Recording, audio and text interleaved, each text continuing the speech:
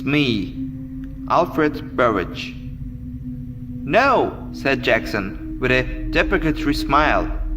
"I'm sorry, I don't want to upset your game.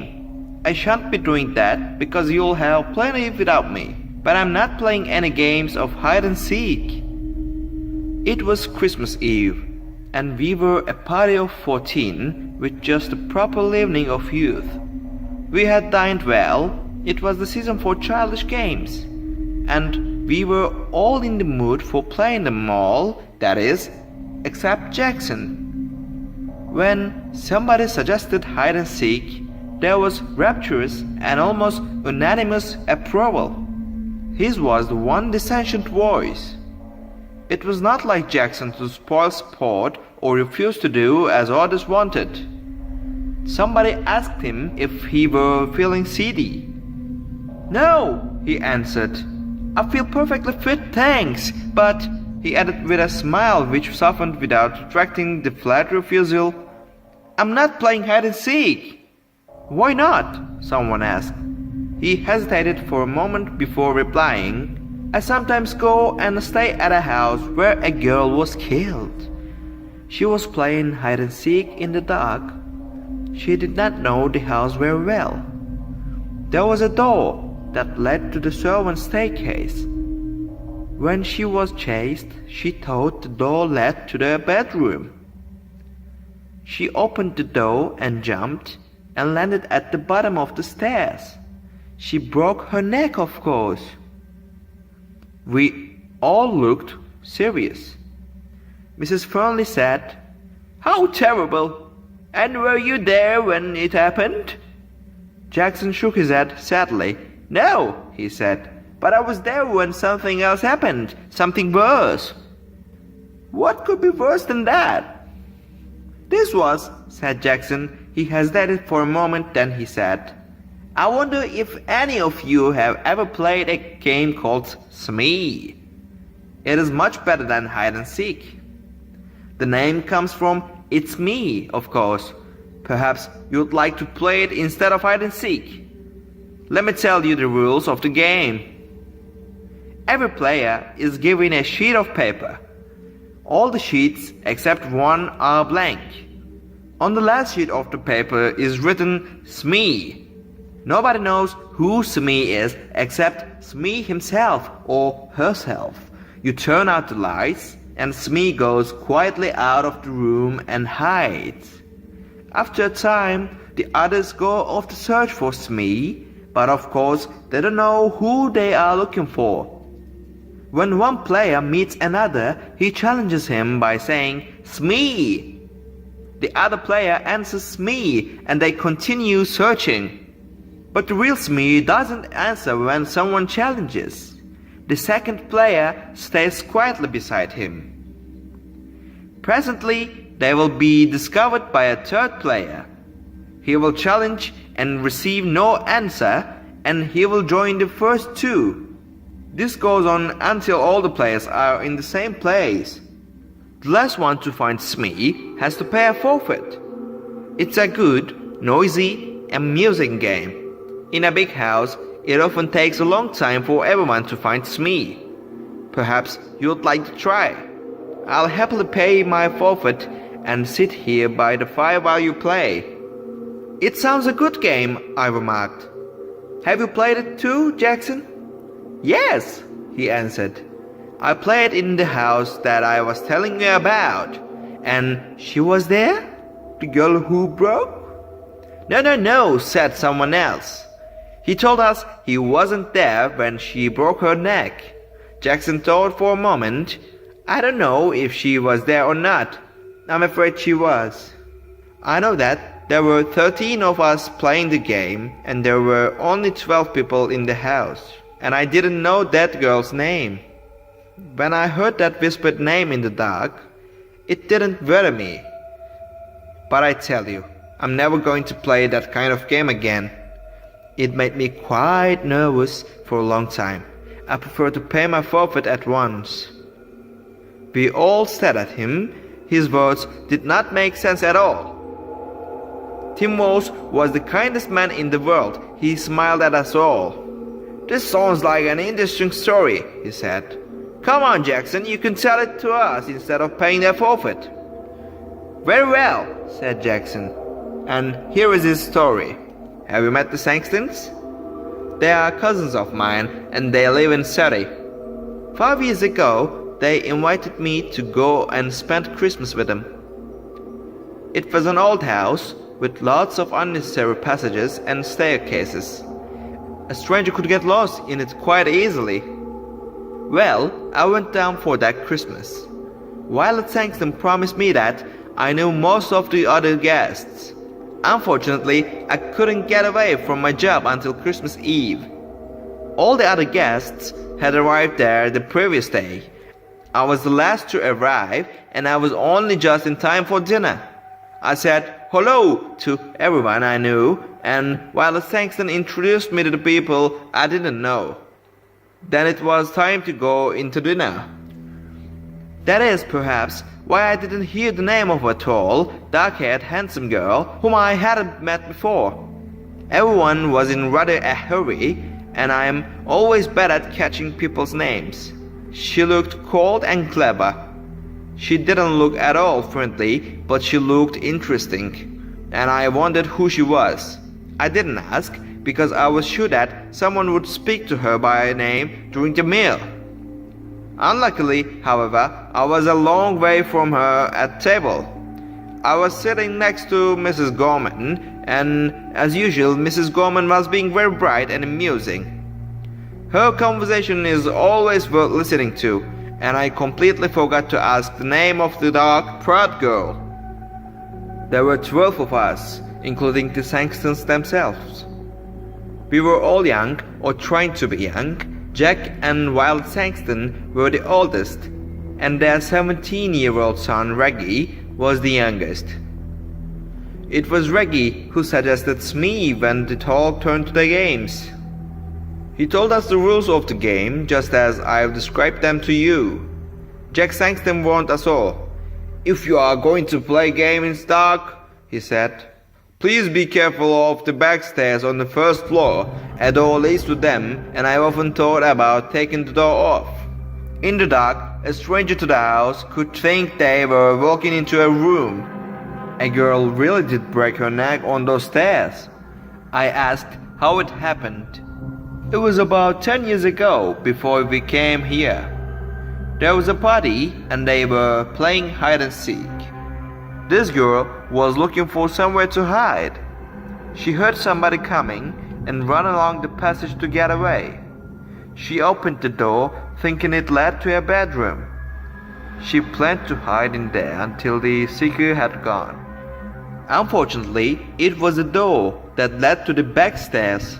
She fell straight down to the bottom of the stairs. She was dead when they picked her up. We all promised to be careful. Mrs. Gorman even made a little joke about living to be 90. You see, none of us had known the poor girl, and we did not want to feel sad on Christmas Eve. Well, we all started the game immediately after dinner. Young Reggie Sangston went round making sure all the lights were off, except the ones in the servant rooms and in the sitting room where we were. We then prepared 12 sheets of paper. 11 of them were blank, and one of them had Smee written on it. Reggie mixed them all up, then we each took one. The person who got the paper with Smee on it had to hide. I looked at mine and saw that it was blank. A moment later, all the electric lights went out. In the darkness, I heard someone moving very quietly to the door. After a minute, somebody blew a whistle, and we all rushed to the door. I had no idea who was Smee. For 5 or 10 minutes we were all rushing up and down passages and in and out of the rooms, challenging each other and answering "Smee? Smee!" After a while the noise died down, and I guessed that someone had found Smee. After a time, I found a group of people all sitting on some narrow stairs. I challenged and received no answer. So Smee was there. I hurriedly joined the group. Presently 2 more players arrived. Each one was hurrying to avoid being last. Jack Sangston was last and was giving a forfeit. "I think we're all here now, aren't we?" he remarked. He lit a match, looked up the staircase and began to count. 9, 10, 11, 12, 13, he said, and then laughed. "That is silly. There is one too many." The match went out and he lit another and began to count. He got as far as 12, then he looked puzzled. "There are 13 people here," he said. "I haven't counted myself yet." "Oh, nonsense," I laughed. "You probably began with yourself and now you want to count yourself twice." His son took out his electric torch. It gave a better light than the matches, and we all began to count. Of course, there were 12 of us. Jack laughed. "Well," he said, "I was sure I counted 13 twice." From halfway up the stairs, Violet Sangston spoke nervously. "I thought there was somebody sitting 2 steps above me. Have you moved, Captain Ransom?" The captain said that he had not. But I thought there was somebody sitting between Mrs. Sangston and me. Just for a moment, there was an uncomfortable something in the air. A cold finger seemed to touch us all. For that moment, we all felt that something odd and unpleasant had just happened, and was likely to happen again. Then we laughed at ourselves and at each other, and we felt normal again. There were only 12 of us, and that was that. Still laughing, we marched back to the sitting room to begin again. This time, I was Smee. Violet Sangston found me while I was searching for a hiding place. That game didn't last long. Soon, there were 12 people and the game was over. Violet felt cold and wanted her jacket. Her husband went up to their bedroom to fetch it. As soon as he had gone, Reggie touched me on the arm. He was looking pale and sick. "Quick," he whispered. "I've got to talk to you. Something horrible has happened." We went into the breakfast room. "What's the matter?" I asked. "I don't know. You were Smee last time, weren't you?" Well, of course, I did not know who Smee was. While Mother and the others ran to the west side of the house and found you, I went east. There is a deep closed cupboard in my bedroom. It looked like a good hiding place. I thought that perhaps Smee might be there. I opened the door in the dark and touched somebody's hand. "Smee?" I whispered. There was no answer. I thought I found Smee. Well, I don't understand it, but I suddenly had a strange cold feeling. I can't describe it, but I felt that something was wrong. So I turned on my electric torch and there was nobody there. Now, I'm sure I touched a hand and nobody could get out of the cupboard because I was standing in the doorway. What do you think? "You imagined that you touched a hand," I said. He gave a short laugh. "I knew you would say that," he said. "Of course I imagined it. That's the only explanation, isn't it?" I agreed with him. I could see that he still felt shaken. Together, we returned to the sitting room for another game of Smee. The others were all ready and waiting to start again. Perhaps it was my imagination, although I'm almost sure that it was not. But I had a feeling that nobody was really enjoying the game anymore. But everyone was too polite to mention it. All the same, I had the feeling that something was wrong. All the fun had gone out of the game. Something deep inside me was trying to warn me. "Take care," it whispered. "Take care." There was some unnatural, unhealthy influence at work in the house. Why did I have this feeling? Because Jack Sangston had counted 13 people instead of 12? Because his son imagined he had touched someone's hand in an empty cupboard? I tried to laugh at myself, but I did not succeed. Well, we started again. While we were all chasing the unknown Smee, we were all as noisy as ever. But it seemed to me that most of us were just acting. We were no longer enjoying the game. At first, I stayed with others, but for several minutes, no Smee was found. I left the main group and started searching on the first floor at the west side of the house. And there, while I was feeling my way along, I bumped into a pair of human knees. I put up my hand and touched a soft, heavy curtain. Then I knew where I was. There were tall, deep windows with window seats at the end of the passage. The curtains reached to the ground. Somebody was sitting in a corner of one of the window seats behind the curtain. Aha, I thought. I've caught Smee. So I pulled the curtain to one side and touched a woman's arm. It was dark, moonless night outside. I couldn't see the woman sitting in the corner of the window seat. Smee? I whispered. There was no answer. When Smee is challenged, he or she does not answer. So I sat down beside her to wait for the others. Then I whispered, "What's your name?" And out of the darkness beside me, the whisper came, "Brenda Ford." I didn't know the name, but I guessed at once who she was. I knew every girl in the house by name except one, and that was the tall, pale, dark girl. So here she was sitting beside me on the window seat, shut in between a heavy curtain and a window. I was beginning to enjoy the game. I wondered if she was enjoying it too. I whispered one or two rather ordinary questions to her and received no answer. Smee is a game of silence. It's a rule of the game that Smee and the person or persons who have found Smee have to keep quiet. This, of course, makes it harder for the others to find them. But there was nobody else about. I wondered, therefore, why she was insisting on silence. I spoke again and got no answer. I began to feel a little annoyed. Perhaps she is one of those called clever girls who have a poor opinion of all men, I thought. She does not like me, and she is using the rules of the game as an excuse for not speaking. Well, if she doesn't like sitting here with me, I certainly don't want to sit with her.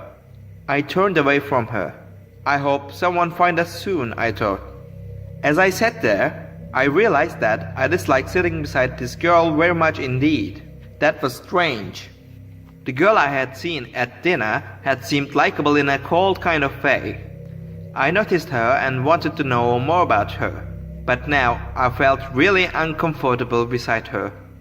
The feeling of something wrong, something unnatural, was growing. I remembered touching her arm, and I trembled with horror. I wanted to jump up and run away. I prayed that someone else would come along soon. Just then, I heard light footsteps in the passage. Somebody on the other side of the curtain brushed against my knees. The curtain moved to one side, and a woman's hand touched my shoulder. "Smee!" "Smee?" whispered a voice that I recognized at once. It was Mrs. Gorman. Of course she received no answer. She came and sat down beside me, and at once I felt very much better. "It's Tony Jackson, isn't it?" she whispered. "Yes," I whispered back. "You are not Smee, are you?" "No, she's on my other side." She reached out across me. I heard her fingernails scratch a woman's silk dress. "Hello, Smee? How are you? Who are you? Oh, is it against the rules to talk? Never mind, Tony. We'll break the rules. Do you know, Tony, this game is beginning to annoy me a little. I hope they are not going to play it all evening.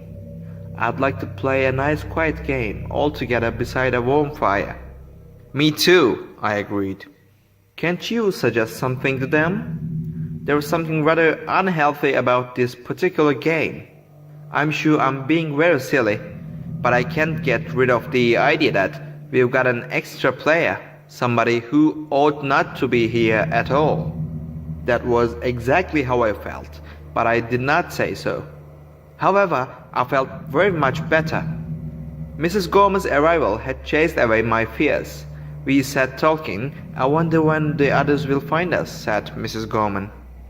After a time, we heard the sound of feet and young Reggie's voice shouting, "Hello? Hello? Is anybody there?" "Yes," I answered. "Is Mrs. Gorman with you?" "Yes." "What happened to you? You got both forfeits. We've all been waiting for you for hours." "But you haven't found Smee yet," I complained. "You haven't? You mean I was Smee this time?" "But Smee is here with us," I cried. "Yes," agreed Mrs. Gorman. The curtain was pulled back and we sat looking into the eye of Reggie's electric torch. I looked at Mrs. Gorman and then on my other side. Between me and the wall was an empty place on the window seat. I stood up at once. Then I sat down again. I was feeling very sick and the world seemed to be going round and round. "There was somebody there," I insisted, "because I touched her." "So did I," said Mrs. Gorman in a trembling voice. "And I don't think anyone could leave this window seat without us knowing." Reggie gave a shaky little laugh. I remembered his unpleasant experience earlier that evening. "Someone has been playing jokes," he said. "Are you coming down?" We were not very popular when we came down to the sitting room. "I found the two of them sitting behind the curtain on a window seat," said Reggie. I went up to the tall, dark girl. "So you pretend to be Smee and then went away," I accused her. She shook her head. Afterwards, we all played cards in the sitting room and I was very glad. Some time later, Jack Sangston wanted to talk to me. I could see that he was rather cross with me and soon he told me the reason. "Tony," he said, "I suppose you are in love with Mrs. Gorman. That's your business, but please don't make love to her in my house during a game. You kept everyone waiting. It was very rude of you and I'm ashamed of you." "But we were not alone," I protested. "There was somebody else there, somebody who was pretending to be Smee. I believe it was that tall, dark girl, Miss Ford." She whispered her name to me. Of course, she refused to admit it afterwards. Jack Sangston stared at me. "Miss who?" he breathed. "Brenda Ford," she said. Jack put a hand on my shoulder. "Look here, Tony," he said. "I don't mind that joke, but enough is enough. We don't want to worry the ladies. Brenda Ford is the name of the girl who broke her neck on the stairs. She was playing hide and seek here 10 years ago." The end.